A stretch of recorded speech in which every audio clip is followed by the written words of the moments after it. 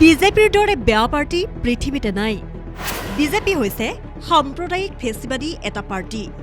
মুখ্যমন্ত্ৰী ডক্টৰ হিমন্ত বিশ্ব শৰ্মাই বিচৰা নাছিল শংকৰজ্যোতি বৰুৱাই বিজেপিত যোগদান কৰাটো। কাৰণ হিমন্ত বিশ্ব শৰ্মাৰ সৈতে আছুৰ বৰ্তমানৰ উৎপল শৰ্মা আৰু সমুজ্জ্বল ভট্টাচাৰ্যৰ আছে সুসম্পৰ্ক। আৰু আছুৰ বৰ্তমানৰ এইকেইজনক বিজেপিয়ে ৰাখিছে মেনেজ কৰি। শংকৰজ্যোতি বৰুৱাই উৎপল শৰ্মা আৰু সমুজ্জ্বল ভট্টাচাৰ্যৰ সৈতে কাজিয়া কৰি আছুৰ পৰা ওলাইছে। সেয়ে প্ৰথমে মুখ্যমন্ত্ৰীয়ে শংকৰক বিজেপিত সোমাবলৈ দিয়া নাছিল। আৰু এতিয়া বেলেগ বেলেগ ফেক্টৰৰ যোগেদি শংকৰজ্যোতিয়ে বিজেপিত যোগদান কৰাৰ পিছতে আছুক সন্তুষ্ট কৰিবলৈ মুখ্যমন্ত্ৰীয়ে কৈ দিলে যে বিজেপিত যোগদান কৰিছে যদিও এইবাৰ টিকট নাপায় শংকৰে। নিৰ্বাচনৰ আগে অৰ্থাৎ দুদিন পূৰ্বে আছুৰ প্ৰাক্তন সম্পাদক শংকৰজ্যোতি বৰুৱাই যোগদান কৰিলে বিজেপিত। ইয়াৰ পিছতে ৰাজ্যৰ মুখ্যমন্ত্ৰী ডক্টৰ হিমন্ত বিশ্ব শৰ্মাই মন্তব্য কৰিলে যে শংকৰজ্যোতিয়ে যোগদান কৰিছে যদিও এইবাৰ টিকট নাপায় বিধানসভাৰ নিৰ্বাচনত। আজি আছুৰ কেইবাজনো প্ৰাক্তন নেতাই যোগদান কৰিব, কিন্তু মই সকলোকে কৈছো যে সেই সময়ত যোগদান কৰিছে টিকেটৰ আশা কৰিব নালাগে। যোগদান কৰক, আদৰণি জনাইছো, দলৰ মঞ্চত কামো কৰিব, কিন্তু আজি জইন কৰি অহাকালি পাৰ্টিৰ টিকেট এইটো অলপ দিগদাৰী হ'ব। সেইকাৰণে মই শংকৰজ্যোতি বৰুৱা বা তেওঁৰ লগত অহা সকলোকে কৈছো যে আপোনালোকে পাৰ্টিৰ কাৰণে কাম কৰক, পাৰ্টিয়ে স্বাগতম জনাইছে। শংকৰজ্যোতি বৰুৱাৰ বিজেপিত যোগদান তথা মুখ্যমন্ত্ৰীৰ এই মন্তব্যৰ পিছতে ৰাজ্যত মিশ্ৰিত প্ৰতিক্ৰিয়া অব্যাহত থকাৰ মাজতে বিধায়ক অখিল গগৈৰ পৰা আহিছে এক ভয়ংকৰ অভিযোগ। অখিল গগৈয়ে ক'লে আছু আৰু বিজেপিৰ ভিতৰি আছে মিলা মিছা। শংকৰজ্যোতি বৰুৱাই বিজেপিত জইন কৰাটো কেৱল শংকৰজ্যোতিৰ দোষ নহয়, এয়া আছুৰ জাতীয়তাবাদৰ গণ্ডগোল। আছুৰ জাতীয়তাবাদৰ নামত সদায় এক সাম্প্ৰদায়িক ৰাজনীতি কৰে। লগতে বিজেপি চৰকাৰক কটাক্ষ কৰি বিজেপিৰ দৰে বেয়া পাৰ্টি পৃথিৱীতে নাই বুলি মন্তব্য বিধায়ক অখিলৰ। লগতে ক'লে বিজেপি হৈছে সাম্প্ৰদায়িক হিন্দুত্ববাদী ফেচিবাদী এটা পাৰ্টি।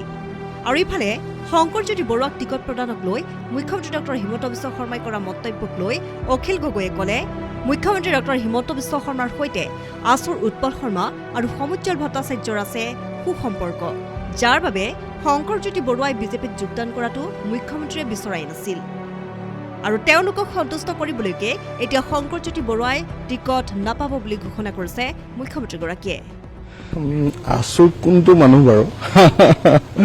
আপুনি কোনটো মানুহ? আপুনি আছুৰ কোন লিডাৰ আপুনি দেখিছে যে বিজেপিত নোযোৱাকে আছে?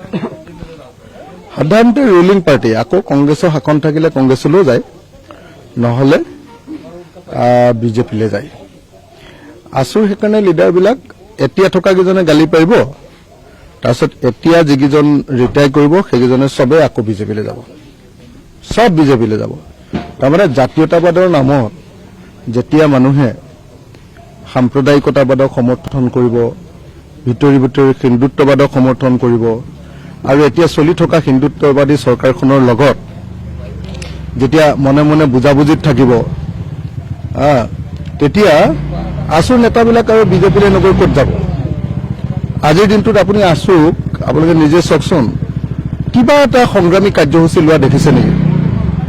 তেওঁলোকে বিজেপি চৰকাৰৰ লগত এক ধৰণৰ বুজাবুজিতে সদায় থাকে, সদায়। আপুনি দেখিছেনে তেওঁলোকৰ 6 নং দফাৰ যিখন কমিটিৰ ৰূপায়ণ কমিটিৰ প্ৰতিবেদন আছিলে সেইখনকে গ্ৰহণ নকৰিলে। তাৰপিছতো ঘণ্টাৰ পিছত ঘণ্টা, দিনৰ পাছত দিন বিজেপিয়ে চৰকাৰৰ লগত হিমন্ত বিশ্ব শৰ্মা, অতুল বৰাৰ লগত বহিয়ে থাকে। তাৰপিছত কি ক'ব আপুনি? গতিকে মই নাভাবো যে শংকৰ বৰুৱাই বিজেপিত যোগদান কৰাটোত অকল শংকৰ বৰুৱাৰ দোষ, এইটো আছুৰ জাতীয়তাবাদৰ দোষ। আছুৰ জাতীয়তাবাদে যেতিয়া মনে মনে ভিতৰত এটা সাম্প্ৰদায়িকতাবাদ লৈ থাকে আৰু জাতীয়তাবাদৰ নামত এটা সাম্প্ৰদায়িক ৰাজনীতিক সদায় সমৰ্থন কৰি থাকে, আৰু হিন্দুত্ববাদৰ প্ৰতি ছফ্ট যেতিয়া জাতীয়তাবাদ হয়, তেতিয়া সেই জাতীয়তাবাদী নেতাবিলাকে অৱশেষত গৈ সেই ডাষ্টবিনটোতে পৰিবগৈ।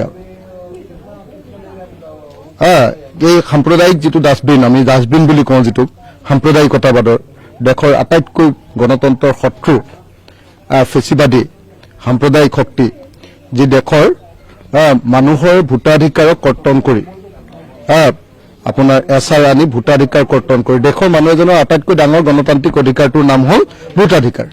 সেই ভোটাধিকাৰ দিবলৈ নিদি, ভোট দিবলৈ নিদি মানুহজনৰ নামটো কাটি দিয়ে। এনেকুৱা আৰু বেয়া পাৰ্টি পৃথিৱীতে নাই।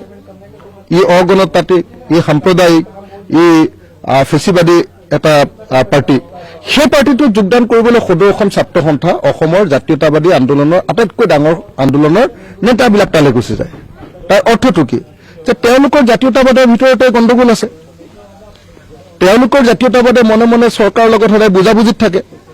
তেওঁলোকৰ জাতীয়তাবাদে সাম্প্ৰদায়িকতাবাদ আৰু তেওঁলোকৰ জাতীয়তাবাদে মানে আপোনাৰ এই যিটো হিন্দুত্ববাদ, ছফ্ট হিন্দুত্বৰ প্ৰতি এটা নৰম ভাৱ এটা ৰাখি থয়। আৰু সেইকাৰণে তেওঁলোকৰ যিমান লিডাৰ এক্সেপ্ট লুৰিণজ্যোতি গগৈ, তেওঁলোকৰ যিমান লিডাৰ আছে আপোনালোকে দেখিছে চববিলাক একেটা ডাষ্টবিনতে পৰেগৈ। নিৰ্বাচন তেওঁ ৰাজনৈতিক দলতো যোগদান কৰিম বুলি কৈছিলে আৰু নিৰ্বাচনত খেলিম বুলি কৈছিলে, কিন্তু মুখ্যমন্ত্ৰীয়ে কৈছিলে যে এবাৰ তেওঁক টিকেট দিয়া নহ'ব দলৰ। নাই, আপোনালোকে কথাটো গম পোৱা নাই। আপোনালোকে গম পোৱা নাই কথাটো। অসমৰ মানুহে জানে, আমাৰ উজনি অসমৰ মানুহবিলাকে জানে যে একচুৱেলি ঘটনাটো কি হৈছে। ঘটনাটো হৈছে হিমন্ত বিশ্ব শৰ্মাই শংকৰজ্যোতি বৰুৱাক বিজেপিত সোমোৱাটো বিচৰা নাছিলে। তাৰ কাৰণটো আছিলে হিমন্ত বিশ্ব শৰ্মাৰ লগত বৰ্তমানৰ সমুজ্জ্বল ভট্টাচাৰ্য আৰু উৎপল শৰ্মাৰ খুব ভাল সম্পৰ্ক। বৰ্তমানৰ আছু যিটো নেতৃত্ব, সেই নেতৃত্বটোক তেওঁলোকে মোটামুটি মেনেজ কৰি ৰাখিছে। যিহেতু আছুৰ নেতৃত্বক হিমন্ত বিশ্ব শৰ্মাই মেনেজ কৰি ৰাখিছে আৰু শংকৰ বৰুৱাই সমুজ্জ্বল ভট্টাচাৰ্য আৰু উৎপল শৰ্মাৰ লগত কাজিয়া কৰি ওলাইছে, তেওঁলোকৰ কাজিয়াৰ ফলটো এইটো। তো গতিকে কি কৰিছে, সেইকাৰণে হিমন্ত বিশ্ব শৰ্মাই কোনো পধ্যে বিচৰা নাছিলে যে আপোনাৰ শংকৰজ্যোতি বৰুৱা কি কয় সদৌ অসম ছাত্ৰ সন্থাৰ প্ৰাক্তন সম্পাদকজন হেৰিয়ালৈ আহক, বিজেপিলৈ আহক। সেইকাৰণে বিচৰা নাছিলে। যেতিয়া বেলেগ বেলেগ ফেক্টৰৰ জৰিয়তে তেওঁ বিজেপিত সোমালে, প্ৰথমতে সোমাবলৈ দিয়া নাছিলে, যেতিয়া সোমালে বেলেগ বেলেগ ফেক্টৰ, আপোনালোকে জানিব, সাংবাদিকবিলাকে ভালকে জানিব কেনেকে সোমালে তেওঁ। তো সেই ফেক্টৰৰ জৰিয়তে সোমালে, লগে লগে সদৌ অসম ছাত্ৰ সন্থাক সন্তুষ্ট কৰিবৰ কাৰণে কৈ দিলে কি বুলি, ক'লে যে নাই তেওঁ সোমাইছে কিন্তু এবাৰ আমি চিট নিদিওঁ। বিশেষ প্ৰতিবেদন, নিউজ ডেস্ক ৰিপৰ্ট।